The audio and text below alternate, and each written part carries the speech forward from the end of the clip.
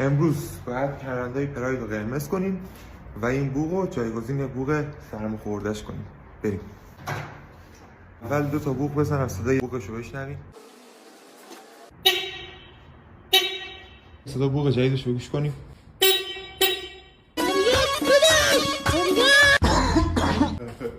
بوق اصالت پرایدی به مولا. این وضعیت اصلا درست نیست. خیلی کثیفت کلا تمیز شد. به به. حالا تازه رنگ خوش داره نشون میده. آقا اینم هست. این یه مسلسل سنگین به من بدید. دکمه کمربندم جا زدم، هم این و هم این دو طرف قرمز شد. تمام. این هم پنل وسط که دیروز قرار بود نصبش کنم، گفتم پارت بعدی میذارم. رو خوب ببین شما. به به به. پراید تا این مرحله پیش رفته که الان کمربندش آدم دوست داره ببنده، حتی ماشین وایساده دوست داری کمربندتو ببندی.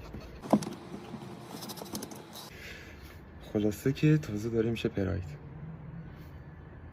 خدا حافظ.